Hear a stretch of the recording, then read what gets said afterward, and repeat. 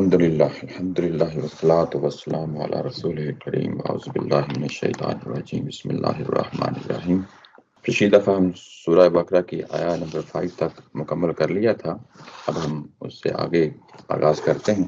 ارشاد فرمایا ان الذین کفروا سواء علیہم اانذرتہم ام لم تنذرہم لا یؤمنون ختم اللہ علی قلوبہم وعلی سمعہم وعلی ابصارہم غشاوہ وَلَهُمْ عَذَابٌ عَظِيمٌ۔ ترجمہ دیکھ لیتے ہیں پہلے اس پورے پیراگراف کا۔ ان الذین، اس کے برخلاف، کن کے برخلاف؟ ظاہر ہے جو پیچھے بات چلی آ رہی تھی، جن لوگوں نے اس کتاب کو نہ ماننے کا فیصلہ کر لیا۔ کفرو کا مطلب ہوتا ہے انکار کرنا، کفر کرنا۔ بعض اوقات الفاظ اپنے مکمل معنی اور مفہوم میں ادا ہو جاتے ہیں، بعض اوقات فیصلہ کرنے کے لیے بھی ادا ہو جاتے ہیں، یعنی جو ورب ہوتے ہیں وہ جو اس ورب کے اندر مفہوم اور مدعا پایا جاتا ہے اس کے فیصلہ کرنے کے حوالے سے بھی اس انداز میں فعل استعمال ہو جاتے ہیں۔ یہاں پہ محض کفر کرنا نہیں بلکہ کفر کرنے کا انہوں نے فیصلہ کر لیا ہے۔ سواء برابر ہے، یہ اردو زبان میں بھی استعمال ہوتا ہے، جیسے مساوی، مساوات، یہ وہی لفظ ہے کہ برابر ہے کہ آپ انہیں ڈرائیں یا نہ ڈرائیں۔ انذرتہم انذار سے ہے، یعنی خبر، باخبر کرنا، خبردار کرنا، ڈرانا۔ آپ ان کو ڈرائیں یا نہ ڈرائیں، یہ مساوی ہے، برابر ہے۔ کیا مساوی اور کیا برابر ہے؟ کہ آپ ڈرائیں یا نہ ڈرائیں، یعنی ان کے لیے اس سے کوئی اثر نہیں لینے والے، لا یؤمنون یعنی ایمان نہیں لانے والے۔ ختم اللہ علی قلوبہم، اللہ تعالیٰ کی ذات نے ان کے دلوں پہ مہر لگا دی ہے۔ ختمہ کا معنی ہوتا ہے جیسے پرانے زمانے میں سیل کر دیے جاتے تھے، کوئی چیز کنٹینٹس کو کسی چیز میں ڈالا اور اس کے بعد اس کے اوپر مہر لگا دی، تو یہ اسی معنی میں استعمال ہوتا ہے ختم اللہ۔ یہ ہمارے ہاں بھی لفظ استعمال ہوتا ہے، جیسے ہم کہتے ہیں خاتم النبیین، تو یہ وہی لفظ ہے۔ اللہ تعالیٰ کی ذات نے ان کے دلوں پہ، قلوب یہ اردو میں بھی استعمال ہوتا ہے، قلب کی جمع ہے، قلبی تعلق جیسے ہم محاورے میں استعمال کرتے ہیں۔ وَعَلَىٰ سَمْعِهِمْ، اور ان کی سماعت پہ، ان کی سننے پہ اللہ تعالیٰ کی ذات نے مہر لگا دی ہے اور ان کے دلوں پہ مہر لگا دی ہے۔ وَعَلَىٰ أَبْصَارِهِمْ غِشَاوَةٌ، اور ان کی آنکھوں پہ پردہ ڈال دیا ہے، ان کی آنکھوں پہ پردہ ہے۔ غشاوہ یہ گشی کا جو لفظ اردو میں استعمال ہوتا ہے وہی لفظ ہے، اور پردہ ڈال دیا ہے۔ ابصار جمع ہے بصر کی، آنکھ کے لیے یہ لفظ استعمال ہوتا ہے۔ وَلَهُمْ عَذَابٌ عَظِيمٌ، اور ان کے لیے بڑا ہی بڑا عذاب ہے جو ان کا منتظر ہے۔ اب ہم ان کو اس کی تفسیر دیکھ لیتے ہیں۔ اس سے پہلے کہ ہم اس کو تفصیلی طور پر پڑھیں، ظاہر ہے کہ جو بات چل رہی ہوتی ہے وہ نظم میں ہم دیکھتے ہیں کہ وہ کہاں اور کس جگہ پہ کھڑی ہوتی ہے۔ اس سے پہلے جو مضمون تھا وہ مضمون اصلاً اگر آپ دیکھیں تو سورہ فاتحہ سے شروع ہوتا ہے۔ سورہ فاتحہ جو ہے وہ ہمیں یہ بتاتی ہے کہ یہ لوگ جو اس وقت مخاطب ہیں، سورہ فاتحہ نو ڈاؤٹ مکی سورہ ہے اور ہم مدنی سورہ کا مطالعہ کر رہے ہیں، لیکن مضمون پچھلی سوروں سے آگے بڑھتا ہے اور وہ بتا رہا ہوتا ہے کہ اس پورے پیراگراف کی جو ہم نے پڑھا ہے اس کی ڈائریکشن کیا ہے۔ تو ڈائریکشن یہ ہے کہ یہ وہ لوگ ہیں جو اسلام کے آنے سے پہلے، اس قرآن کریم کے اترنے سے پہلے جس جگہ پہ وہ کھڑے تھے وہ اللہ رب العالمین کی شکر کر رہے تھے، شکر کے مقام پہ کھڑے تھے، اللہ کو رحمان اور رحیم مان رہے تھے، قیامت کے دن پہ بھی یقین کر رہے تھے کہ وہی قیامت کے دن کا مالک ہے، اور اس وقت وہ یہ کہہ رہے تھے کہ ہم تیری ہی عبادت کرنا چاہتے ہیں، تیری ہی عبادت کر رہے ہیں اور تجھی سے ہی استعانت یعنی مدد مانگتے ہیں، اور اس جگہ پہ جس جگہ پہ ہم کھڑے ہیں اب ہمیں تو ہی ہمیں ہدایت کی راہ دے، ہدایت کی راستہ ہمیں سجا دے، ہمیں دکھا دے۔ یہ آگے پوری تفصیل کے ساتھ پھر جو ہے نا سورہ بقرہ میں بتایا گیا ہے کہ یہ لوگ جس چیز کے منتظر تھے وہ چیز اب ہدایت کی صورت میں ان کے سامنے آ گئی ہے، اور یہ اس ہدایت کو آگے بڑھ کے لپک کر جو ہے نا اس کو لے رہے ہیں۔ یہی متقین جو سورہ فاتحہ میں مخاطب تھے اب سورہ بقرہ میں آ کے یہ متقین جو ہے نا بن چکے ہیں، اس پہ ایمان لا چکے ہیں اور اس ہدایت کو قبول کر کے اس راستے پہ چل پڑے ہیں، جو راستہ ایسا ہے جس کو کہا گیا کہ یہ غائب میں رہتے ہوئے بنا دیکھے اللہ تعالیٰ کی ذات کو پہچان رہے ہیں، عرفان حاصل کر رہے ہیں، معرفت حاصل کر رہے ہیں اللہ تعالیٰ کی ذات سے، کیونکہ یہ عقلی اور اخلاقی وجود رکھتے ہیں اور اپنی عقل سے یہ فیصلہ طے کر لیتے ہیں، یہ تقاضا نہیں کرتے کہ ہمیں آنکھوں سے اللہ تعالیٰ کی ذات کو دکھایا جائے پھر ہی ہم مانیں گے۔ اس کے بعد جس چیز پہ یہ ایمان لے آئے ہیں یعنی اللہ تعالیٰ کی ذات پہ، اس کا جو فوری یعنی مطالبہ ہے وہ یہ کہ نماز قائم کر رہے ہیں اور جو کچھ اللہ تعالیٰ کی ذات نے ان کو عنایت کیا ہے اس میں سے خرچ کر رہے ہیں۔ الذین یؤمنون بما انزل الیک، اور جو کچھ ان پہ اس قرآن کے نازل ہونے سے پہلے جو ہے نازل ہوا تھا اس پہ بھی ایمان لا رہے ہیں اور اس پہ بھی لا رہے ہیں جو اس وقت ان پہ نازل ہو رہا ہے، اور آخرت پہ یہ پورا یقین رکھتے ہیں۔ یہی وہ لوگ ہیں جو پہلے بھی ہدایت پہ تھے، یہ بڑی اہم چیز ہے یہاں پہ کہ یہی وہ لوگ ہیں جو پہلے بھی ہدایت پہ تھے، اور جب ہدایت ان کے سامنے یعنی کنکریٹ صورت میں ان کے سامنے آ گئی یعنی قرآن مجید کی صورت میں، تو انہوں نے آگے بڑھ کے اس کو دل و جان جانا، اور یہ کام کر چکنے کے بعد جب یہ اس کے مطالبات پہ بھی پورے اتر رہے ہیں تو یہ وہ لوگ ہیں جو حقیقتاً کامیاب ہیں، فلاح پانے والے ہیں۔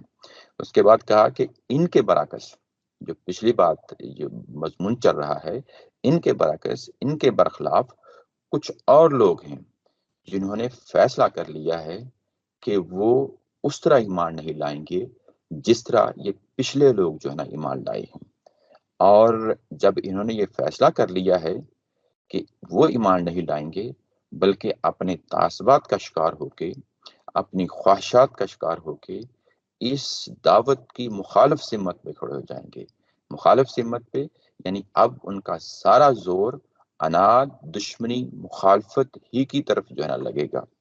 یہ جب یہ زور لگے گا تو کیونکہ انہوں نے فیصلہ کر لیا ہے، اب اس موجودہ صورتحال میں یہ کہ آپ نبی پاک صلی اللہ علیہ وسلم کو خطاب کر کے فرمایا جا رہا ہے کہ آپ ان کو ڈرائیں یا نہ ڈرائیں، یہ آپ کی اس کتاب پہ ایمان لانے والے نہیں ہیں، آپ کی اس کتاب پہ ایمان لانے والے نہیں ہیں، یعنی یہ کہ یہ جن حقائق کے بارے میں متنبع کر رہی ہے، باخبر کر رہی ہے، جیسے جو پچھلے لوگ تھے، یعنی ابھی جو ہم نے پچھلا پیراگراف پڑھا ہے، انہوں نے آگے بڑھ کے اس کو قبول کر لیا، ان حقائق کو تسلیم کر لیا جو انسان کو تسلیم کرنے چاہیے، اور ان مطالبات کو مان لیا جو مطالبات ان حقائق کی بنیاد پہ یعنی مطالبہ کرتے ہیں، ان کو مان لیا اور اس کے مطابق اپنی زندگی ڈال رہے ہیں۔ لیکن یہ لوگ ایک بالکل مخالف سمت پہ کھڑے ہو گئے ہیں، اور جب یہ کھڑے ہو گئے ہیں تو اللہ تعالیٰ کی ذات نے اپنے قانون کے مطابق مہر لگا دی ہے۔ نیچے اگر آپ دیکھیں تو بریکٹ میں لکھا ہے کہ اپنے قانون کے مطابق مہر لگا دی ہے۔ اب یہاں پہ کون سا قانون ہے جس کا حوالہ یہ دیا جا رہا ہے؟ قرآن مجید کے اندر جب ہم پڑھتے ہیں تو ہمیں ایسے بے شمار جو ہے پہلو نظر آتے ہیں جس کو ایسے محسوس ہوتا ہے کہ یہ کوئی اللہ کی سنت ہے، یہ کوئی اللہ کا قانون بیان ہو رہا ہے۔ ایسے مقامات پہ رک کے، ٹھہر کے غور و فکر کرنا چاہیے کہ یہ بات کیا کہی جا رہی ہے، کیونکہ اللہ تعالیٰ کی ذات نے خود آگے بڑھ کے یہ کہا ہے، خاتمہ کا لفظ استعمال کیا اور اس کا فاعل اللہ ہے۔ ایسے لوگوں کے دلوں پہ میں نے مہر لگا دی۔ اللہ تعالیٰ کی ذات جو ہے اس نے انسانوں کو پیدا کیا، وہ خالق ہے، وہ اپنی مخلوق کے دلوں پہ کیوں مہر لگائے؟ اب یہ سوچنے کی چیز ہے۔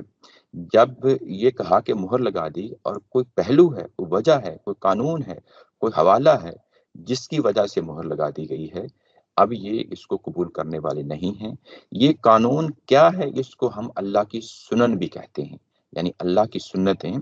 اللہ کی جو سنن ہیں وہ جو ہم ظاہرہ بڑی تفصیل سے آگے چل کے بھی اس کو دیکھیں گے، پڑھیں گے، یہ کیا ہیں۔ یہاں پہ جس سنت کا حوالہ ہے اس کو ہم کہتے ہیں قانون ہدایت و ضلالت۔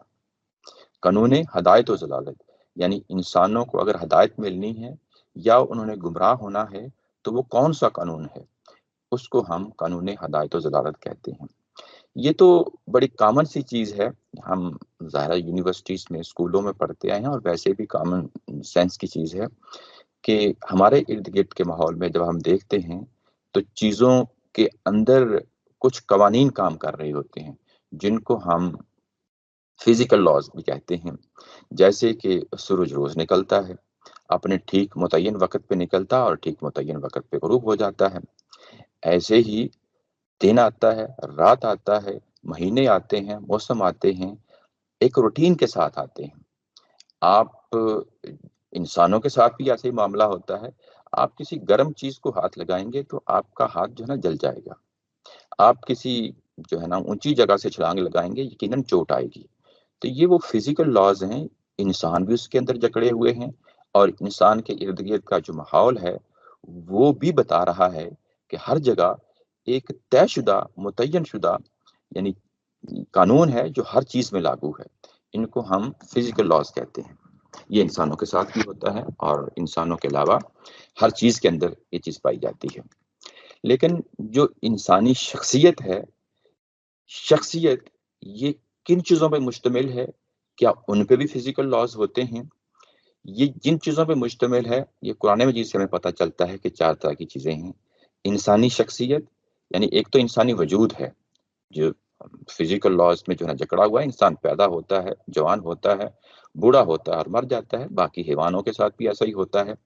لیکن جو انسان کی اندر کی شخصیت ہے، یہ کیا چیز ہے؟ کیا اس پہ بھی فزیکل لاز جو ہے نا وہ اپلائی ہوتے ہیں؟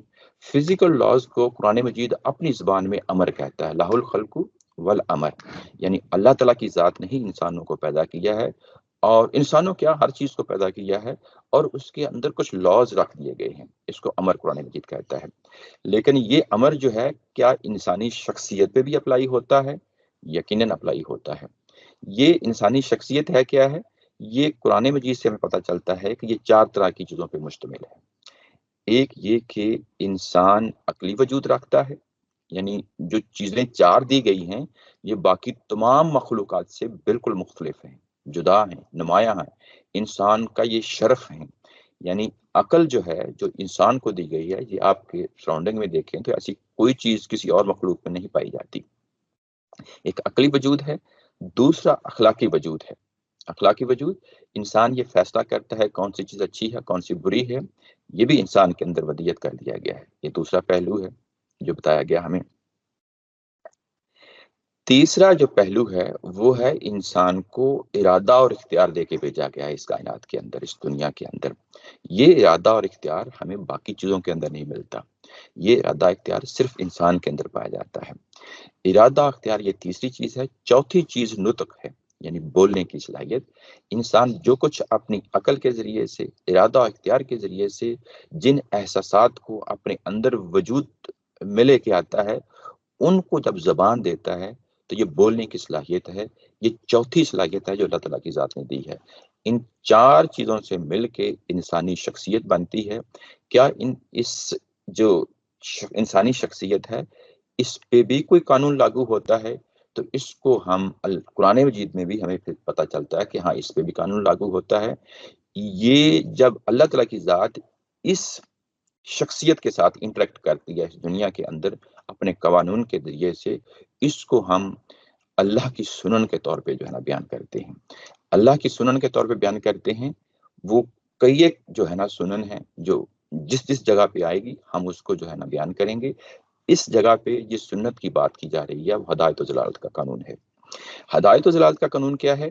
یہ ہمیں قرآن مجید یہ بتاتا ہے کہ جب انسان کو پیدا کیا گیا، اور وہ پہلا انسان ہو یا اب جو انسان پیدا ہو رہے ہیں، جب انسان کو پیدا کیا گیا تو قرآن کہتا ہے فَلْہَمَہَا فَجُورَہَا وَتَقْوَاهَا قَدْ أَفْلَحَ مَنْ زَكَّاهَا وَقَدْ خَابَ مَنْ دَسَّاهَا، کہ جب ہم نے انسان کو پیدا کیا تھا تو اس کے اندر یہ بات الہام کر دی تھی کہ کیا چیز بری ہے اور کیا چیز اچھی ہے، جس سے انسان کا اخلاقی وجود جو ہے نا سامنے آتا ہے۔ اب یہ جو اخلاقی وجود ہے کہ کیا چیز اچھی ہے اور کیا بری ہے، یوں ہی انسان پیدا ہوتا ہے، شعور کی عمر میں پہنچتا ہے، اپنے معاشرے کے اندر لوگوں سے انٹریکشن کرنا شروع کر دیتا ہے، اس کو معلوم ہوتا ہے کہ وہ جو چیز اپنی فطرت میں لے کے آیا تھا اس نے کام کرنا شروع کر دیا ہے۔ اب اس کے اندر جو اس کا اخلاقی وجود ہے، اس کا جو ضمیر ہے، وہ اس کے اندر پہلا دائی ہوتا ہے، پہلا پیغمبر ہوتا ہے، پہلا جج ہوتا ہے جو یہ فیصلے کر رہا ہوتا ہے کہ کیا چیز صحیح ہے اور کیا چیز غلط ہے۔ جب وہ اس کی آواز پہ، جو ضمیر کی آواز ہے، آپ متنبع ہوتے ہیں، باخبر ہوتے ہیں اور اس کے مطابق اپنی زندگی ڈالنا شروع کر دیتے ہیں، اس کی ہر اچھائی کو قبول کرنا شروع کر دیتے ہیں اور اس کے بتانے پہ کہ یہ چیز بری ہے آپ اس سے بچنا شروع کر دیتے ہیں، تو گویا کہ آپ ایمان کے اس دائرے میں داخل ہو گئے ہیں جس میں آپ کو داخل ہونا چاہیے، آپ کا شرف ہی یہی ہے۔ اب جب کہ وہ معاشرے کے اندر دیکھتا ہے کہ یہ جو اس کے دل کی آواز ہے، یہ اصلاً جو ہے یہ اس کے مطابق ہے، یعنی یہ کہ اچھائیاں جو میرے اندر پائی جاتی ہیں، باہر بھی کچھ لوگ ہیں جو اس کو بیان کر رہے ہیں، کچھ کتابیں ہیں جو اس چیز کو بیان کر رہی ہیں، وہ الہامی کتابیں ہیں، وہ پیغمبروں کی لائی ہوئی تعلیمات ہیں، وہ اس کو بھی آگے بڑھ کے قبول کر لیتے ہیں۔ جو ان کے اندر پہلی روشنی تھی، پہلی روشنی کو انہوں نے بند نہیں کیا، بلکہ اس روشنی کو انہوں نے بڑھاوا دیا اور آگے بڑھ کے پیغمبروں کی تعلیمات کو بھی جو ہے نا وہ اس کو اٹھا لیا اور اپنی زندگی کا حصہ بنا لیا۔ تو یہ ہدایت کا قانون ہے۔ یہ جو ہدایت کا قانون ہے، اس کے بارے میں قرآن مجید جگہ جگہ ہمیں اس کے بارے میں اہل ایمان کے حوالے سے بتایا جاتا ہے، اور ابھی تو ہم نے پچھلی جو پیراگراف پڑھا یہی تو پڑھا ہے کہ جب یعنی قرآن مجید اپنی دعوت کا آغاز کرتا ہے تو اس سے پہلے بھی جو ہے نا یہ لوگ اسی مقام پہ کھڑے تھے، یوں ہی یہ دعوت آئی اور اس کے بعد انہوں نے آگے بڑھ کے آگے لب کے اس کو قبول کر لیا۔ اچھا، یہ جو قبول کرنا ہے یہ اپنے اندر کس نوعیت کی یعنی یہ پہلو رکھتا ہے، یہ ظاہر ہے جب انسان ان سب چیزوں کو اختیار کر لیتا ہے تو گویا کہ وہ فلاح کے جو ہے نا مقام پہ پہنچ جاتا ہے۔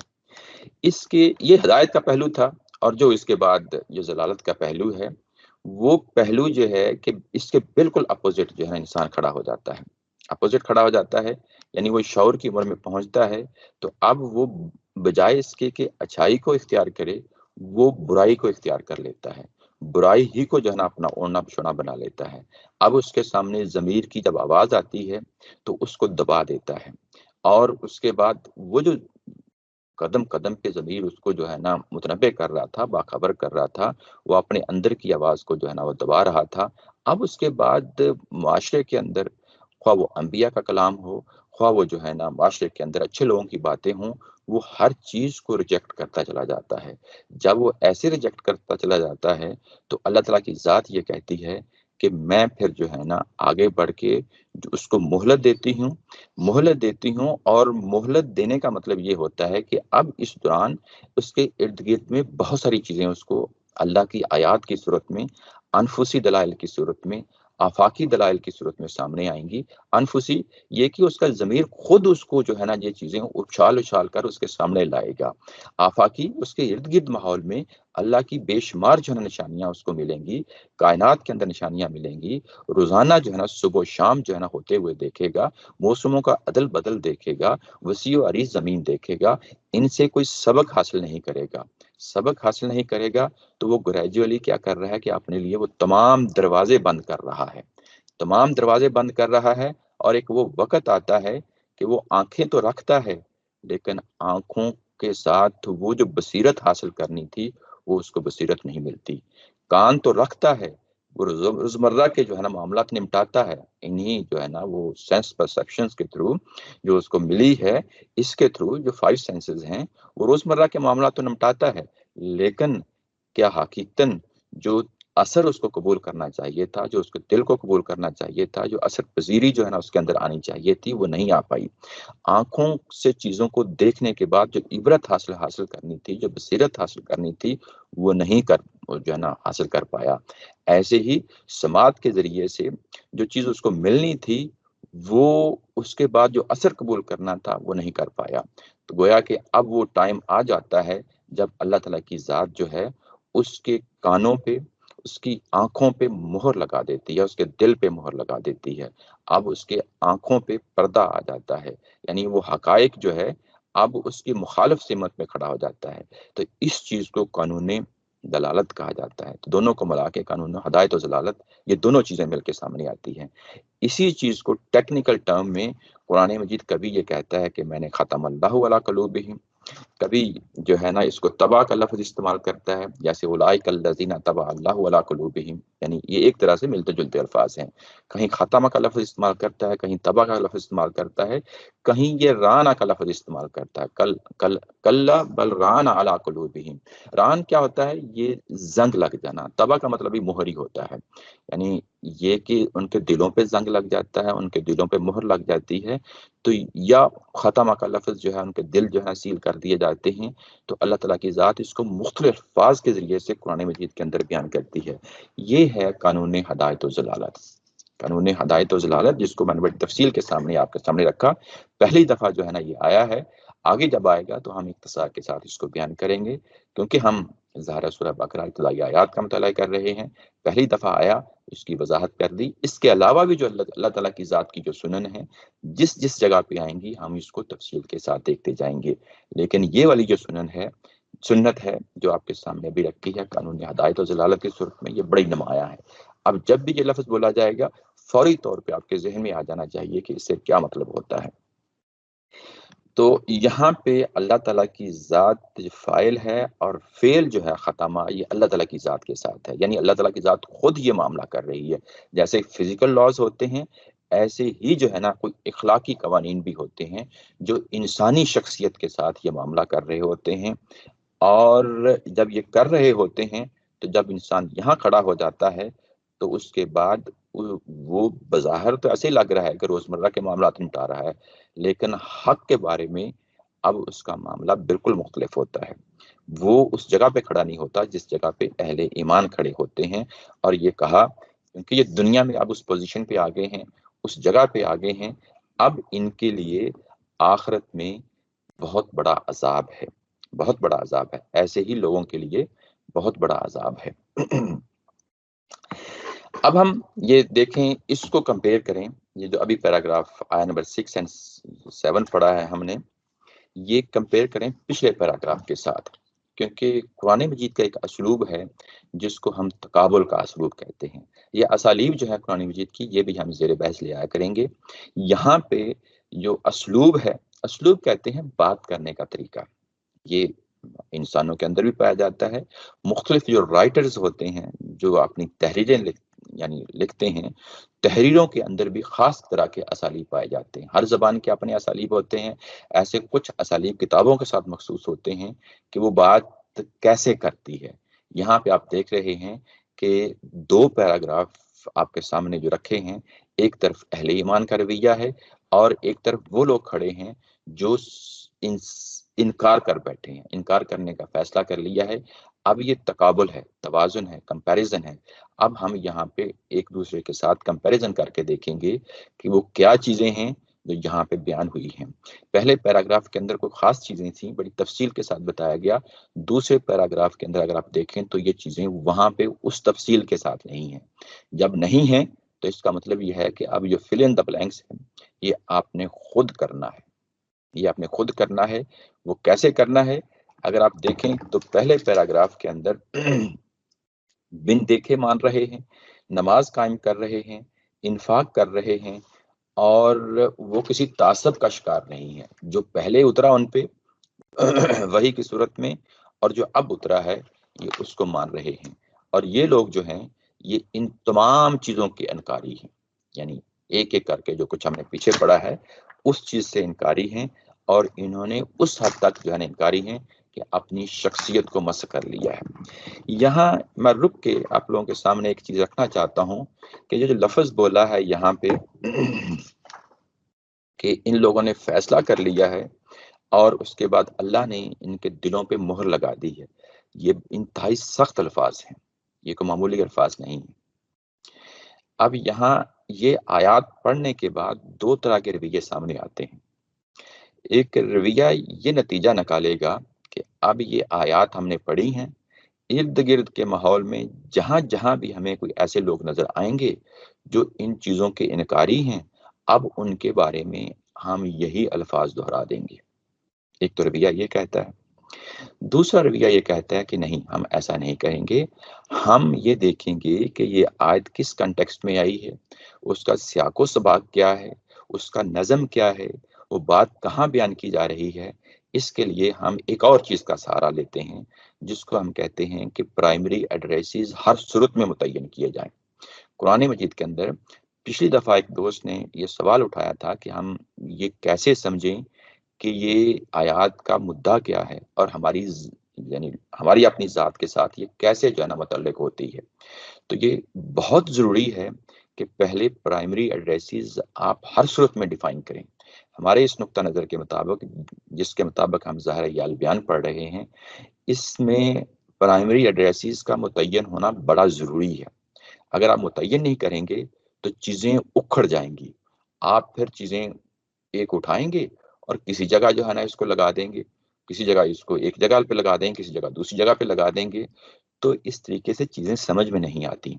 प्राइमरी एड्रेसेस यहाँ पे जो मुतय्यन है वो ये कि एक तरफ सहाबा इकराम की जमात है और एक तरफ जो है ना अब अहले ईमान के दुश्मन खड़े हैं, जो इस दावत से इनकार पे खड़े हैं।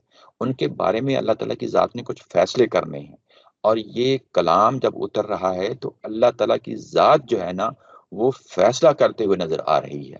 इन यहाँ पे वो फैसला करते हुए नज़र आ रही है। तो ये मखसूस लोग हैं, इनके टारगेट्स मुतय्यन हैं कि ये कौन लोग हैं। ऐसा नहीं है कि ये आपके भी माहौल में पाए जाएंगे, आप उंगली रख के नहीं बता सकते, लेकिन अल्लाह ताला की ज़ात यहाँ पे उंगली रख के बता रही है।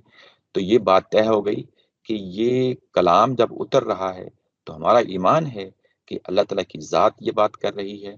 और रसूल करीम जब रसूल आते हैं दुनिया के अंदर, तो ज़ाहिर है वो ज़मीन के ऊपर फैसला करने के लिए आते हैं और वो लोगों के बारे में फैसला करते हैं अल्लाह ताला की वही की रोशनी में।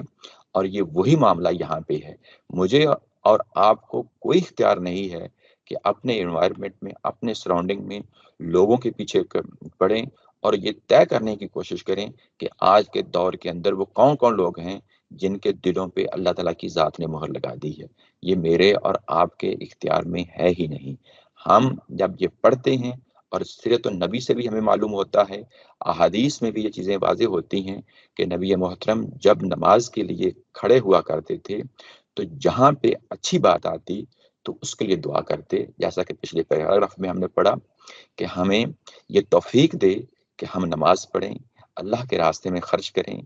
जब ये आयात आपके सामने आएँ तो आपके दिल के अंदर ये ख्वाहिश पैदा होनी चाहिए, कोई इमाम इनको पढ़ रहा हो और उस वक़्त भी आपके दिल के अंदर ये ख्वाहिश पैदा होनी चाहिए कि ये मेरे अंदर, मेरी औलाद के अंदर, मेरे इर्द-गिर्द जितने भी मुतल्लक़ीन हैं, सब के अंदर अच्छी चीज़ें पैदा होनी चाहिए। और जब कोई दोज़ख का मामला हो, उन लोगों का मामला हो जो अहले दोज़ख हैं, अहले नार हैं, जो दोज़ख में पड़ने वाले हैं, उनसे अल्लाह की पनाह माँगनी चाहिए। नबी पाक सल्लल्लाहु अलैहि वसल्लम ऊँची आवाज़ से भी जो दुआ माँगा करते थे, रोक कर जो है ना अपनी तिलावत को यानी नमाज के दौरान इस तरह की दुआएँ माँगा करते थे। तो गोया कि सीरत नबी हमें जिस जगह पे खड़ा करती है और उसी जगह पे हमें खड़ा होना चाहिए कि इन रवैयों से हमें खुद बचना है। असल चीज़ ये है कि इन रवैयों से खुद बचना है, उस मकाम पे नहीं खड़े हो जाना जिस पे वाक़ईतन अल्लाह ताला की ज़ात जो है ना हमारे दिलों पे मोहर लगा दे। यही रवैया दुरुस्त है और ऐसे ही अपनी ज़िंदगी के मामलात को निपटाना चाहिए, ना कि दूसरों के दर पे हो जाना चाहिए। दूसरों के दर पे होने का जो मामला है, वो अल्लाह ताला की ज़ात खुद अब क़यामत वाले दिन जो है ना निपटा देगी, जैसा कि यहाँ कहा वलहुम अज़ाबुन अज़ीम। उसके बाद आगे बढ़ते हैं।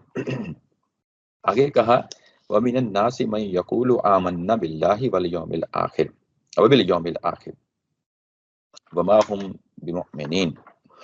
और इन्हीं लोगों में वो मुनाफिकीन भी हैं जो ये कहते हैं कि हमने अल्लाह को माना है और क़यामत के दिन को माना है। यहाँ पे अब अगला फरीक जो है ना वो सामने आ जाता है। अगला फरीक सामने आ जाता है। अभी दो जो है ना जो प्राइमरी एड्रेसेस हैं वो हमारे सामने आए। एक तो अहले ईमान का जो है ना ग्रोह है और दूसरी तरफ जो है ना इनकार करने वालों का ग्रोह है। अब इसके बाद तीसरा ग्रोह जो है ना वो सामने आता है और कहा गया कि इन्हीं लोगों में से किन लोगों में से, ये पिछला जो पैराग्राफ है اس میں سے یہ بات کہی گئی ہے کہ ان لوگوں میں سے ان الذین کفروا سواء علیہم انذرتہم ام لم تنذرہم لا یؤمنون، یہ ان لوگوں میں سے کچھ ایسے لوگ بھی ہیں کہ وہ کچھ اور رویہ رکھتے ہیں، وہ کچھ اور رویہ رکھتے ہیں۔ پچھلے گروپ نے کیا کیا، وہ عناد دشمنی کی جگہ پہ کھڑے ہو کر واضح طور پہ سامنے آ گئے ہیں، لیکن یہ وہ لوگ ہیں، یہ ایک مختلف رویہ رکھتے ہیں، اور کیا کہہ رہے ہیں، یہ کہہ رہے ہیں کہ ہم نے اللہ کو مانا اور قیامت کے دن کو مانا، اور اللہ تعالیٰ کی ذات اس پہ فوری تبصرہ کرتی ہے کہ یہ ہرگز جو ہے نا اہل ایمان نہیں ہیں، وما ہم بمؤمنین۔ یہ بھی جو ہے نا ایک سخت قسم کا جملہ ہے کہ ایک بات کہی جا رہی ہے اور بات بھی ظاہر ہے سننے والی ہے، سمجھنے والی ہے، اور یہ دعویٰ بھی کر رہے ہیں کہ یہ لوگ کہ ہم بھی آپ ہی کی طرح اللہ پہ ایمان لائے ہیں، آخرت پہ ایمان لائے ہیں، لیکن اللہ تعالیٰ نے بڑے زور کے ساتھ کہا ہے کہ یہ اہل ایمان نہیں ہیں۔ کیوں نہیں ہیں؟ اس لیے کہ ان کے سامنے جو سورہ بقرہ کی پہلا پیراگراف پڑھا تھا، اس معیار پہ یہ پورے نہیں اتر رہے۔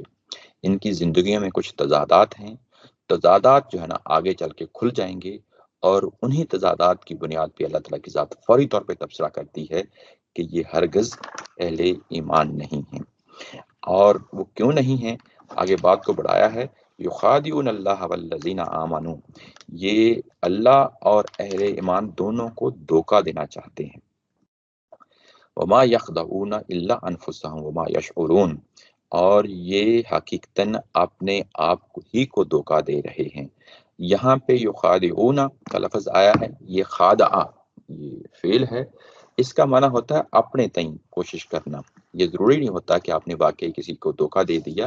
اور دوسرا لفظ آیا ہے خدع، یہ بھی اسی سے ملتا جلتا ہے، دونوں میں فرق ہوتا ہے۔ پہلے کا مطلب ہوتا ہے خادع کا مطلب ہوتا ہے اپنے تئیں کوشش کرنا، اور ضروری نہیں کہ ایک انسان اس میں کامیاب ہو جائے۔ دوسرے کا معنی ہوتا ہے خدع کا معنی ہوتا ہے آپ نے کوشش، یہاں کوشش کا لفظ نہیں ہے بلکہ دھوکہ دینا ہے، دھوکہ دینا ہے، اور اس میں دھوکہ دیا بھی جا سکتا ہے۔ جو خدع کا جو ہے اس میں دھوکہ دیا بھی جا سکتا ہے، یہ ایک محسوس چیز ہوتی ہے، جبکہ پہلا خدع آپ نے کوشش کی اور وہ اپنے تئیں کوشش کرنا ہوتا ہے، کوئی ضروری نہیں کہ اس کے وجہ سے دھوکہ دیا جا سکے۔ اس کے بعد اگلا لفظ ہے یشعرون، یہ شعور سے لفظ نکلتا ہے، اردو زبان میں جو شعور لفظ ہے وہی لفظ ہے۔ یہ شعور جو ہے، یہ جب ہم بولتے ہیں خاص طور پہ یہاں پہ یہ جو 5 سینسز والی بات ہے کہ یہ شعور نہیں رکھتے، یعنی کہ انہوں نے اس کو دیکھا نہیں ہے کہ یہ واقعی ان کے ساتھ دھوکہ ہو رہا ہے۔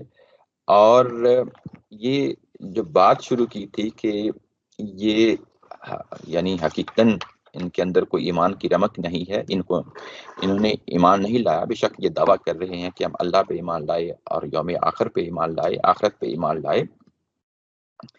یہاں بریکٹ میں اگر دیکھیں تو یہ لکھا ہے استاذ محترم نے منافقین لوگ ہیں، یعنی اس پورے پیراگراف میں آپ دیکھیں گے تو یہ منافقین جو ہیں یہ لفظ نہیں ملے گا آپ کو، لیکن ان کے رویوں کی بنیاد پہ یہ منافقین کا لفظ استعمال کیا گیا ہے۔ یہ منافقین کیا اسلام کے منافقین ہیں؟ ایسا نہیں ہے، جیسا کہ کہا کہ انہی لوگوں میں سے یہ یہود کے منافقین ہیں۔ جب ہم پرائمری ایڈریسز کو اس طریقے سے دیکھتے ہیں اور قرآن مجید کی آیات کی روشنی میں اور سیاق و سباق میں نظم کی روشنی میں دیکھتے ہیں تو جو رویے وجود پذیر ہوتے ہیں انسانوں کے درمیان، وہاں ہمیں طے کرنا پڑتا ہے کہ یہ رویے کس نوعیت کے ہیں اور یہ کس پارٹی سے متعلق ہیں۔ پارٹی یہ کہ جو پرائمری ایڈریسز ہیں ان میں سے یہ کس سے متعلق جو ہے رویے ہیں، تو یہ اہل یہود کے منافقین ہیں، نہ کہ جو ہے نا اہل اسلام کے منافقین ہیں۔ یہ منافقین کون ہیں؟ جب اسلام مدینے پہنچا تو اس وقت کچھ لوگوں نے تو عناد اور دشمنی کی بنیاد پہ فیصلہ کر لیا کہ ہم تو اس کی مخالفت سمت میں کھڑے ہوں گے۔ کچھ لوگوں نے جو سیاسی نوعیت کے لوگ ہوتے ہیں، کچھ وہ کمپرومائز تلاش کرنا چاہتے ہیں، کچھ وہ مصالحت پیدا کرنا چاہتے ہیں، کوئی ایسی صورتحال جو ہے نا بیچ کا راستہ نکالنا چاہتے ہیں کہ جس سے حالات پہ قابو بھی پایا جا سکے اور لوگوں کے درمیان جو اس وقت کشمکش شروع ہو گئی ہے اس پہ کسی حد تک کنٹرول بھی پایا جا سکے۔ تو وہ مصالحت کے رویے کو آگے بڑھاتے ہیں تاکہ لوگوں کے درمیان جو اس وقت کشمکش کی صورتحال پیدا ہو گئی ہے اس کو ہم قابو میں پا سکیں۔ یہ چیز ہم مکی دور میں بھی دیکھتے ہیں، یہ ایسا نہیں ہے کہ یہ یہاں پہ ہی یہ صورتحال نظر آ رہی ہے۔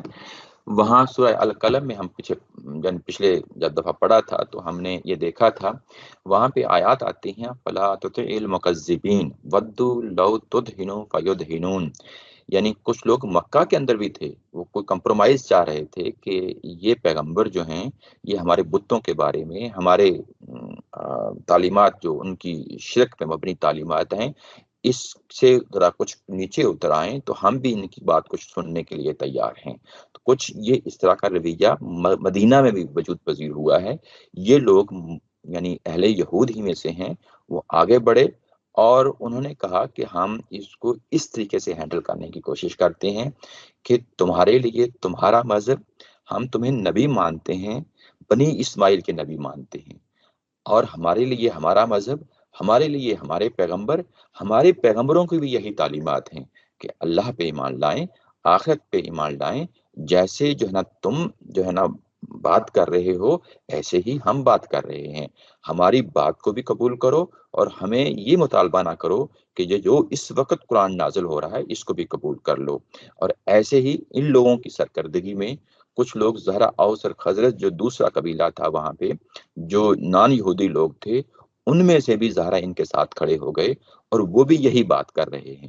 تو گویا کہ اصل لیڈرشپ انہی کے پاس ہے، یہود کے پاس ہے، اور جو اوس اور خزرج سے بھی لوگ ان کے ساتھ کھڑے ہو گئے ہیں تو وہ ظاہر ان کی آواز میں آواز ملا کے یہ بات کہہ رہے ہیں کہ ہمارے مذہب کو جیسا کہ ہے اس کو رہنے دیں، ہمیں مطالبہ نہ کریں کہ آپ اپنی بات جو ہے نا منوائیں ہم سے۔ اور اس کے جواب میں یہاں اللہ تعالیٰ کی ذات کہتی ہے کہ ہرگز جو ہے نا یہ ایمان والے لوگ نہیں ہیں۔ کیوں کہ ایمان جو ہے وہ بیسیکلی چیزوں کو کھانوں میں تقسیم نہیں کرتا کہ یہ یہودی ہیں، یہ عیسائی ہیں۔ ایمان تو یہ تقاضا کرتا ہے کہ جو آپ کی طرف کتاب بھیجی گئی ہے اس پہ آپ دل و جان سے اس پہ جو کچھ لکھا ہے اس کو قبول کریں، سرنڈر کریں، اپنی رائے کو کوئی ٹھونسے نہ، اپنی رائے کو اس میں کوئی لے کے نہ آئیں۔ جو مطالبات کیے جا رہے ہیں جیسے کہ ان مطالبات کی بنیاد پہ پچھلے لوگ اہل ایمان جو ہے نا ایمان لے آئے ہیں سورہ بقرہ کے پہلے پیراگراف میں، ویسے ہی تم ایمان لے کے آؤ۔ لیکن یہ جو لوگ ہیں یہ کچھ وجوہات ہیں جن کی بنیاد پہ کہا جا رہا ہے کہ یہ اللہ کو بھی دھوکہ دینے کی کوشش کرتے ہیں اور اہل ایمان کو بھی دھوکہ دینے کی کوشش کرتے ہیں، اور انہیں یہ شعور حاصل نہیں ہے جو کچھ یہ کر رہے ہیں۔ شعور حاصل نہیں ہے یعنی اس کے نتائج ابھی سامنے نہیں آئے ہیں جو کچھ یہ کر رہے ہیں۔ یعنی یہ کہ اللہ کو دھوکہ دیا جا سکتا ہے، ہرگز نہیں دیا جا سکتا۔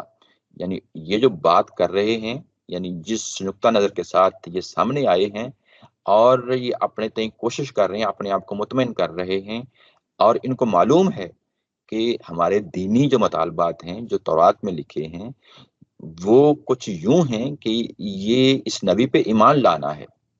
جب وہ ان مطالبات کو وہ وہاں پڑھتے ہیں تو اپنے آپ کو وہاں اس پہلو سے آنکھیں بند کر لیتے ہیں اور دوسرے پہلو کے کہتے ہیں کہ ہم بھی اللہ پہ ایمان لائے، آخرت پہ ایمان لائے، لیکن حقیقتاً جو ہے نا ایمان نہیں لائے۔ اور اصل جو بات تھی وہ بات یہ تھی کہ فی قلوبہم مرض، ان کے دلوں کے اندر بیماری ہے۔ اب یہ بیماری کون سی ہے؟ یہ مرض جہاں جہاں بھی لفظ آتا ہے یا تو یہ منافقت کے لیے آتا ہے یا یہ حسد کے لیے آتا ہے۔ تو یہاں پہ یہ حسد کے لیے آیا ہے۔ حسد کیا چیز ہے؟ دل کا وہ کوڑ ہے، دل کی وہ بیماری ہے۔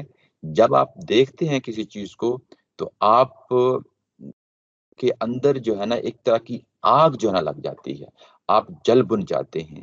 اور وہ بیماری کیا تھی کہ یہ بنی اسماعیل کی طرف پیغمبر کیوں آ گئے ہیں؟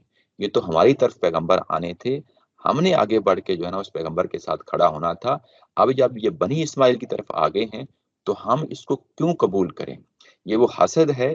اب اس حسد کا معاملہ یہ ہے کہ لوگ آگے بڑھ رہے ہیں، اس دعوت کو قبول کر رہے ہیں، فزادہم اللہ مرضا۔ تو وہ جو بیماری تھی اب لوگوں کے درمیان اس کی قبولیت عامہ حاصل ہونے پہ اور بڑھ رہی ہے، اور وہ اب بیماری نئے رنگ جو ہے نا دکھا رہی ہے۔ وَلَهُمْ عَذَابٌ علیم، اور ان لوگوں کے لیے بھی عذاب علیم ہے، ان لوگوں کے لیے بھی عذاب علیم ہے۔ یہ کہ اب یہ جس بیماری کی وجہ سے آگے بڑھ آئے ہیں اور آہستہ آہستہ اس جگہ پہ چلے جا رہے ہیں جس جگہ پہ یقیناً اللہ کی گرفت میں آ جائیں گے، اور ان کے لیے بھی قیامت والے دن ایک بہت بڑا عذاب ہوگا، بما کانوا یکذبون، اس بنیاد پہ کہ یہ جو کچھ جھوٹ بولتے رہے ہیں، جھوٹ بولتے رہے ہیں، یعنی یہ کہ مسلمانوں کے سامنے یہ مصلحانہ رویہ لے کے آئے تھے کہ ہم تو اصلاح کرنے والے ہیں، لیکن ان کے دلوں کے اندر جو روگ ہے حسد کا ہے، یہ اس دعوت کو روکنا چاہتے ہیں اور وہ سب کچھ کر گزرنے کے لیے تیار ہیں، جو کچھ یہ چاہتے ہیں، لیکن یہ امن کے لبادے میں یہ سب کچھ کرنا چاہتے ہیں۔ وَإِذَا قِيلَ لَهُمْ لَا تُفْسِدُوا فِي الْأَرْضِ، جب ان سے کہا جاتا ہے کہ زمین میں فساد برپا نہ کریں، تو یہ کہتے ہیں قَالُوا إِنَّمَا نَحْنُ مُصْلِحُونَ، کہ ہم تو اصلاح کرنے والے ہیں، اصلاح کرنے والے ہیں، یہ کہ ہمارا جو مقصد ہے وہ امن پسندی ہے، اس معاشرے کے اندر جو ہے نا آپس میں کنفلکٹ پیدا نہ ہو، یہ دراصل ان کا یہ نظریہ ہے ہی نہیں، بلکہ جو وہ کچھ کر رہے ہیں اس کے نتیجے میں لازماً فساد پیدا ہوگا۔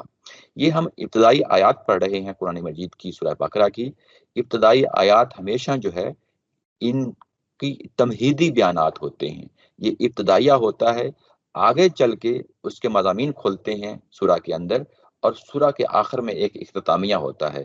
جو تمہیدی مضامین ہوتے ہیں وہ ظاہر ہے انتہائی اختصار کے ساتھ بیان کیے جاتے ہیں، اور جب تفصیل آگے آتی ہے تو وہاں جا کے ہمیں پتہ چلتا ہے کہ یہ ان کا بیسیکلی کیا معاملہ ہے جس کی بنیاد پہ یہ فساد برپا کر رہے ہیں۔ تو نیچے حوالہ دیا گیا ہے ایک آیا کا 205 میں، تو جب وہاں پہنچیں گے تو ہم یقیناً اس کو تفصیل کے ساتھ دیکھیں گے۔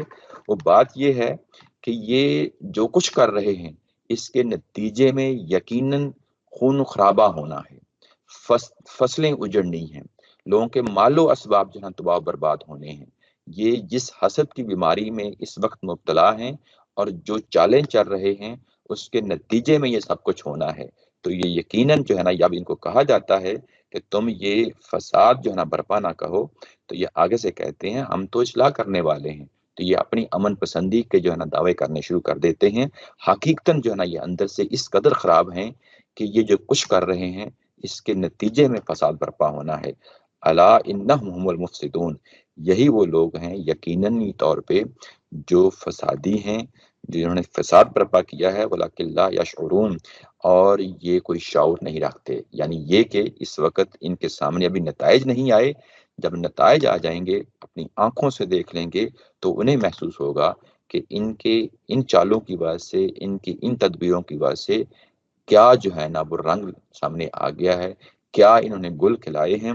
وَإِذَا قِيلَ لَهُمْ آمِنُوا، جب ان سے کہا جاتا ہے کہ ایمان لاؤ، کما آمن الناس، جیسے کہ دوسرے لوگ ایمان لائے ہیں۔ یہ جو دوسرے لوگ ایمان لائے ہیں یہ کون سے لوگ ہیں؟ یعنی صحابہ کرام کی جماعت ہے، یہاں پہ بھی کمپیریزن کیا جا رہا ہے، انہیں یعنی جیسے وہ لوگ ایمان لے آئے ہیں، بلا دیکھے بنا دیکھے اللہ پہ ایمان لائے ہیں، ایمان کے تقاضوں پہ پورا اتر رہے ہیں، وہ جو سب کچھ کرنا چاہیے کتاب کے اترنے کے بعد اس کے مطابق وہ کر رہے ہیں، تو تمہیں کیا ہو گیا ہے؟ تمہیں بھی جو ہے نا یہی بات کہی جا رہی ہے، تم بھی آگے بڑھو اور ان لوگوں کی طرح جو ہے نا ایمان لے جاؤ۔ قالوا انؤمن کما آمن السفہاء، تو یہ کہتے ہیں کہ کیا ہم ان بے وقوفوں اور بے عقلوں کی طرح جو ہے نا ایمان لے کے آئیں۔ سفہاء کا لفظ استعمال ہوا ہے، سفیہ کی جمع ہوتی ہے، سفاہت ہم اردو میں بھی اس کو استعمال کر لیتے ہیں، یعنی یہ کہ بے عقلی، یہ کہ یہ احمق، بے عقل، اس کے لیے بدو کے لیے لفظ استعمال ہوتا ہے۔ تو کیا ہم ان بدوؤں کی طرح، ان بے وقوفوں کی طرح، بے عقلوں کی طرح جو ہے نا ایمان لے آئیں؟ یہ دیکھیں ان کے الفاظ کس قدر جو ہے نا ان کی شخصیت کو بتا رہے ہیں کہ ان کا حسد جو ہے ان کے رویوں سے، ایک ایک عمل سے نمایاں ہو کے سامنے آ رہا ہے، اور ایک ایک بات سے جو ہے نا نمایاں ہو کے سامنے آ رہا ہے۔ کیا ہم ان بے وقوفوں کی طرح ایمان لے کے آئیں؟ الا انہم هم السفہاء، یہی لوگ جو ہے نا بے عقل ہیں۔ یہی لوگ جو ہے نا احمق ہیں، وَلَٰكِن لَا يَعْلَمُونَ، اور ان کو اس وقت اس کا علم نہیں ہے جو کچھ یہ کر رہے ہیں، اس کا شعور نہیں ہے۔ وَإِذَا لَقُوا الَّذِينَ آمَنُوا قَالُوا آمَنَّا، جب یہ اہل ایمان سے ملتے ہیں تو کہتے ہیں کہ ہم ایمان لے آئے۔ وَإِذَا خَلَوْا إِلَىٰ شَيَاطِینِهِمْ، اور جب یہ اپنے شیاطین کے پاس جاتے ہیں تو اس وقت کیا کہتے ہیں؟ قَالُوا إِنَّ مَعَكُمْ، ہم آپ کے ساتھ کھڑے ہیں، آپ کے ساتھ ہیں۔ انما نحن مستہزئون، ہم تو اہل ایمان کے ساتھ استہزاء کر رہے تھے، مذاق کر رہے تھے، ٹھٹھا کر رہے تھے۔ یہاں پہ اگر دیکھیں کچھ الفاظ آئے ہیں، خلاؤ کا لفظ یہ اردو میں بھی استعمال ہوتا ہے، خلوت، بیت الخلاء، یہ تنہائی ہونا، تنہائی میں ہونا۔ تو یہ خلوت میں ہونا یعنی جب اپنے شیطانوں کے ساتھ خلوت میں ہوتے ہیں، ان کے ساتھ ملاقات کرتے ہیں، جدائی میں ملاقات کرتے ہیں، علیحدہ میں ملاقات کرتے ہیں۔ شیاطین کا جو لفظ ہے شیطان کی جمع ہے، شیطان یہ نکلا ہے شاتا یشیتو سے۔ اس کا مطلب ہوتا ہے کہ کسی چیز کو دیکھا اور آپ اس کے بعد غصے میں بھر گئے، جل بن گئے، اور یہیں سے شیطان ہے کہ وہ بہت جلد غصے میں آ جاتا ہے، جل بن جاتا ہے۔ تو گویا کہ یہ ان کے جو لیڈرز ہیں ان کے لیے یہ لفظ استعمال کیا گیا ہے۔ شیطان جو ہے وہ انسانوں میں سے بھی ہو سکتے ہیں اور جنوں میں بھی ہو سکتے ہیں۔ تو جو ان کے لیڈرز ہیں، لیڈرز کون سے؟ جو دوسرے پیراگراف میں جو بات ہوئی تھی، جب ان سے ملاقات کرتے ہیں تو ظاہر آپس میں بات ہوتی ہوگی کہ آپ تو اہل ایمان کے ساتھ اٹھتے بیٹھتے ہیں، اس نئی دعوت کے ساتھ اٹھتے بیٹھتے ہیں، کہیں ایسا نہ ہو کہ جو ہے نا اس کو قبول کر لیں، کہیں جو ہے نا اٹھنے بیٹھنے سے یعنی آپ کے رویے بھی ان کے مطابق نہ ہونا شروع ہو جائیں۔ تو یہ کہتے یہ ہیں کہ ہرگز نہیں، ہم تو آپ کے ساتھ کھڑے ہیں، وہاں تو ہم جاتے ہیں، مذاق کرتے ہیں کہ ہم بھی ایمان لے آئے، ہم بھی آخرت پہ ایمان لے آئے، ہم بھی اللہ پہ ایمان لے آئے، لیکن حقیقتاً جو ہے نا یہ ایمان نہیں لاتے۔ یہاں پہ بھی انہوں نے یہی بات کہی ہے، وَإِذَا لَقُوا الَّذِينَ آمَنُوا، کہ جب اہل ایمان سے ملتے ہیں تو کہتے ہیں کہ ہم بھی ایمان لائے۔ کون سا ایمان لائے؟ وہی اللہ کی کتاب پہ جو ان کے پاس کتابیں ہیں، اور آخرت پہ ایمان لے آئے، یعنی اپنے طریقے کے مطابق جو اہل یہود کا جو طریقہ ہے اس کے مطابق ایمان لے آئے، اور مسلمانوں کو دھوکہ کرنے کے لیے ذو معنی لفظ بولتے ہیں کہ دیکھو ہم بھی ایمان لے آئے، یعنی دل میں تو وہ یہی کہہ رہے ہیں کہ بھئی دیکھو تم تو بنی اسماعیل کے پیغمبر کو مان رہے ہیں، ہم اپنے پیغمبروں کو مان رہے ہیں، یعنی اس طریقے سے بات کرتے ہیں۔ اور جب وہ اپنے شیطانوں کے پاس جاتے ہیں تو ان کو کہتے ہیں کہ ہم تو ویسے ہی مذاق اور ٹھٹھا کر رہے تھے ان کے ساتھ، ہم تو حقیقتاً آپ کے ساتھ کھڑے ہیں۔ اس کے بعد ہے اللہ یستہزئ بہم ویمدہم فی طغیانہم یعمہون، اللہ تعالیٰ کی ذات بھی ان کے ساتھ مذاق کر رہی ہے اور ان کو ڈیل دے رہی ہے، اور اس ڈیل کے اندر وہ اپنی سرکشی میں ٹامک ٹوئیاں مار رہے ہیں۔ اللہ یستہزئ، یہاں پہ بھی استہزا یستہزی، یہ استہزاء کرنا، مذاق کرنا، ٹھٹھا کرنا، یا مدو، یہ یعنی رسی کو جو ڈیل دیتے جاتے ہیں نا آپ، یہ اس معنی میں آتا ہے، یعنی کسی شخص کو ڈیل دیتے جانا، مہلت دیتے جانا کہ وہ جو کچھ کرنا چاہتا ہے وہ کر لے، ایک سٹیج پہ جو ہے نا اس کو پکڑ لیں گے۔ یہ محاورتاً لفظ ہے، یہ ویسے مدہ یا مدو کا مطلب ہوتا ہے کوئی چیز پھیلا دینا۔ یہ زمین کے لیے بھی آتا ہے، اللہ تعالیٰ کی ذات نے کہا کہ جو ہے نا ہم نے زمین پھیلائی، تو وہاں پہ بھی یہی جو ہے نا فعل استعمال ہوا ہے۔ اس کے بعد مدہ یا مدو جو ہے یہ اردو میں مدت یعنی وقت کے لیے بھی ہوتا ہے، وقت کا جو دورانیہ بہت لمبا ہوتا ہے اس کے لیے بھی یہ لفظ استعمال کر لیتے ہیں۔ طغیانی یہ اردو میں ہمارے ہاں سرکشی، طغیانی یہ عام استعمال لفظ استعمال ہوتا ہے۔ یامہون یہ اردو میں استعمال نہیں ہوتا، امیہ یامہو اس کا مطلب ہوتا ہے کہ جس کو ٹو گروپ یعنی ٹامک ٹوئیاں مارنا، اس معنی میں ہوتا ہے۔ تو یہاں نیچے ترجمے میں کہا ہے کہ یہ بھٹکتے پھر رہے ہیں، جیسے آپ کو کوئی دکھائی نہیں دے رہا، آپ ٹامک ٹوئیاں مارتے ہیں۔ ایک لفظ ہوتا ہے امیہ یعما، یعنی آنکھوں کا اندھا ہونا۔ تو جب آپ ٹامک ٹوئیاں مارتے ہیں تو گویا کہ آپ کے اندر یہ دیکھنے کی صلاحیت نہیں ہوتی، جیسا کہ اندھیرے میں آپ کوشش کر رہے ہوتے ہیں کہ ہاتھوں سے ٹٹول کے چیزوں کو دیکھ رہے ہوتے ہیں، تو ویسا ہی ہے یہاں پہ کہ اللہ بھی ان کے ساتھ استہزاء کر رہا ہے اور ان کو مہلت دے رہا ہے کہ اپنی سرکشی کو جتنا چاہیں وہ پھیلا لیں، اور وہ اس وقت اسی سرکشی میں ٹامک ٹوئیاں مار رہے ہیں، یعنی بغیر نتیجے کے وہ چیزیں سامنے آ رہی ہیں، کوئی اس کا فائدہ ان کو نہیں ہو رہا۔ یہاں ایک بڑی اہم چیز ہے آپ کے سامنے لانا چاہتا ہوں کہ اللہ جو ہے نا ان کے ساتھ مذاق کر رہا ہے، یعنی کیا یہ زیب دیتا ہے؟ ظاہر ہے کہ قرآن مجید کو جب آپ پڑھیں تو کوشش کریں کہ آپ کے اندر ایک کیوریاسٹی ہو کہ یہ کیا چیز ہے، تبھی تو آپ سیکھیں گے نا قرآن مجید سے۔ تو یہ بھی ایک اسلوب ہے، یعنی اگر تفسیریں پڑھیں دیکھیں، اگر بات واضح نہیں ہوتی تو اہل علم سے پوچھ لیں، یہ بھی ایک اسلوب ہے، ہمارے ہاں پنجابی میں بھی پایا جاتا ہے۔ جب کوئی آپ کو برا بلا کہے تو آپ اس کے جواب میں ایسا نہیں ہوتا کہ اگر آپ اچھے انسان ہیں تو ایسا نہیں ہوتا کہ آپ بھی جو ہے نا اسی طریقے سے گالم گلوچ برا بلا کہنا کہہ دیں، بس بات یہی کہہ دیتے ہیں کہ آپ کے ساتھ بھی ایسا ہی ہو۔ تو یہ ایک طرح کا جو ہے نا آپ کا ایک ریئیکشن ہوتا ہے، یعنی آپ کاؤنٹر کو چیز جو ہے نا اس کو بیان کر رہے ہوتے ہیں۔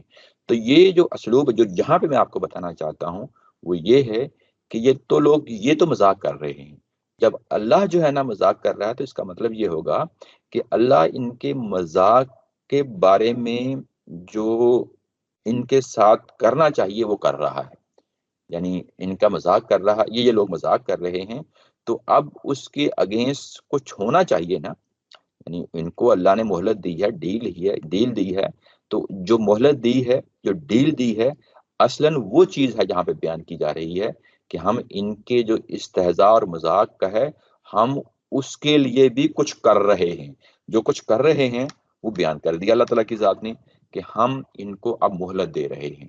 یہ وہی مہلت ہے جو قانون ہدایت و ضلالت میں مہلت ہے، کہ اس میں ہم جو ڈیل دے رہے ہیں ان کو آزمائیں گے، پرکھیں گے، اور جب ان کا پیمانہ بھر جائے گا تو ہم پھر ان کو پکڑ لیں گے، تب تک ان کو ٹامک ٹوئیاں مارنے دیں۔ اولئک الذین اشتروا الضلالۃ بالہدی فما ربحت تجارتہم وما کانوا مہتدین۔ یہ وہ لوگ ہیں جنہوں نے ہدایت پر گمراہی کو ترجیح دی۔ یہاں پہ لفظ ہے اشترا کا مطلب ہوتا ہے خرید لینا۔ یہ شرع یا شری کا مطلب ہوتا ہے بیچنا، اور اشترا یا اشتری کا مطلب ہوتا ہے خریدنا۔ یہ جو پرانے زمانے میں بارٹر سسٹم ہوا کرتا تھا، ایک چیز آپ دیتے تھے اور اس کے مقابلے میں دوسری چیز لیتے تھے، اس طرح بنیادی طور پہ اس سسٹم کے لیے لفظ استعمال ہوتا تھا۔ تو یہ جب یہاں پہ ایک چیز جو دی جا رہی ہے وہ کیا دی جا رہی ہے؟ ہدایت دی جا رہی ہے، اور اس کے مقابلے میں کیا چیز لی جا رہی ہے؟ دلالت لی جا رہی ہے۔ گویا کہ جب آپ بارٹر سسٹم میں، یا آج بھی اگر آپ کوئی ایسا کرنا چاہیں، یا ایون پیسے بھی دیتے ہیں، تو جب آپ ایک چیز دے رہے ہوتے ہیں تو آپ کی نظر میں اس کی اہمیت کم ہوتی ہے، جو لے رہے ہوتے ہیں وہ دراصل آپ اس کو پریفر کر رہے ہوتے ہیں، ترجیح دے رہے ہوتے ہیں۔ تو گویا کہ جو سپلائی اور ڈیمانڈ کا جو قانون ہے وہ بھی اسی بارٹر سسٹم سے ہی جو ہے نا وہ اس طریقے سے چیزیں واضح ہوتی چلی جاتی ہیں کہ جب آپ ترجیح دیتے ہیں تو گویا کہ جو چیز لے رہے ہوتے ہیں وہ آپ چاہ رہے ہوتے ہیں کہ یہ مجھے مل جائے، اور اس کے مقابلے میں جو دے رہے ہوتے ہیں وہ اس کی اہمیت، یعنی اس کو کمپیریزن کرتے ہوئے آپ یہ سمجھ رہے ہیں کہ جو چیز ملے گی وہ میرے لیے زیادہ اہمیت کی حامل ہے۔ یہاں پہ تبصرہ کیا اللہ تعالیٰ کی ذات نے کہ یہ وہ لوگ ہیں جنہوں نے جانتے بوجھتے، اس فریق نے جو منافقانہ رویہ ہے، جانتے بوجھتے ان کو پتا تھا الہدا کیا چیز ہے، ہدایت کیا چیز ہے، اور گمراہی کیا چیز ہے، لیکن انہوں نے پریفر کیا کیا؟ گمراہی کو کیا، اور جو ہدایت تھی اس کو چھوڑ دیا۔ وما کانوا مہتدین، یہاں پہ جو پہلا ہدا تھا وہ تو واضح ہے کہ یہ اللہ کی الہامی کتابوں کی روشنی میں جینے کو ہدایت کہتے ہیں، گمراہی بھی واضح ہے۔ یہاں جو لفظ محتدین کا آیا ہے، یہ اس کا معنی اس معنی میں نہیں لیں گے، اس کا معنی ہم لفظی معنوں میں لیں گے۔ یہ لفظی معنی کیا ہے؟ کہ راستہ نہ پا سکے، یعنی جو چالیں انہوں نے چلی تھیں، جو تدبیریں انہوں نے چلی تھیں، وہ ان کے کسی کام نہ آئیں، وہ بے نتیجہ ثابت ہوئیں، فروٹ لیس جو ہے نا وہ ثابت ہوئیں، وہ نتائج نہ پیدا کر سکیں۔ جب وہ نتائج نہ پیدا کر سکیں تو کیا کہا؟ فما ربحت تجارتہم، ان کی یہ تجارت، اب یہاں پہ پھر جو ہے نا ایک لٹریری سٹائل میں جو ہے نا بات کی جا رہی ہے کہ جو ان کے یہ رویے تھے اس کو تجارت کہا جا رہا ہے۔ وہ رویے کیا ہیں؟ کہ گمراہی جو ہے نا خرید رہے ہیں، اور اپنے ان کے ہاتھوں سے دن بدن جو ہے نا وہ ہدایت نکلتی چلی جا رہی ہے، اور جو کچھ یہ کرنا چاہتے تھے وہ نہ کر پائے، اور وہ راستہ بھی ان کو نہ مل پایا۔ یعنی اللہ تعالیٰ کی ذات نے یہ ایک ٹائم کے بعد ان پہ یہ تبصرہ کیا ہے جب وہ نتائج سامنے آ گئے، یعنی نبی پاک صلی اللہ علیہ وسلم کا جو اتمام حجت تھا اس فریق کے حوالے سے وہ یہاں پہ فیصلہ کر دیا گیا کہ یہ اپنی وہ تمام کوششوں میں ناکام ہو گئے، تمام تدبیروں میں ناکام ہو گئے۔ آگے جو ہے نا اس کے بعد جو اگلا پیراگراف ہے وہ ایک تمثیل کی صورت میں ہے، انشاءاللہ جو ہے نا وہ ہم اگلی دفعہ اس کو پڑھیں گے، وہاں یہ چیز اور نکھر کے سامنے آ جائے گی۔ لیکن فی الحال ان کا جو تبصرہ ہے ان کی لوگوں کے رویے پہ وہ بڑا معنی خیز ہے کہ یہ اتمام حجت کے اس فیز میں ان کے سامنے رکھ دیا گیا کہ یہ جس مقصد کے لیے نکلے تھے، جس صلح جوئی کے لیے، امن پسندی کے لیے نکلے تھے، لیکن اس کے پیچھے جو آگ لگی ہوئی تھی ان کے سینوں کے اندر کہ کسی طریقے سے اس دعوت کو ہم نے روکنا ہے اور آگے بڑھنے نہیں دینا، وہ بلا مقصد نکلی، اس کے کوئی نتائج نہ نکلے۔ اور دن بدن ان کا جو حسد تھا، جو بیماری تھی، جو جو یہ کہ بنی اسماعیل میں پیغمبر آ گئے ہیں، ہمارے درمیان کیوں نہیں آئے، اور اس کے خلاف چالیں چلنا شروع ہو گئے، وہ سب چیزیں واضح ہو گئیں۔ اور جب واضح ہو گئیں تو ان کی تمام کوششیں ناکام و نامراد ہوئیں۔ وآخر دعوانا ان الحمد للہ رب العالمین۔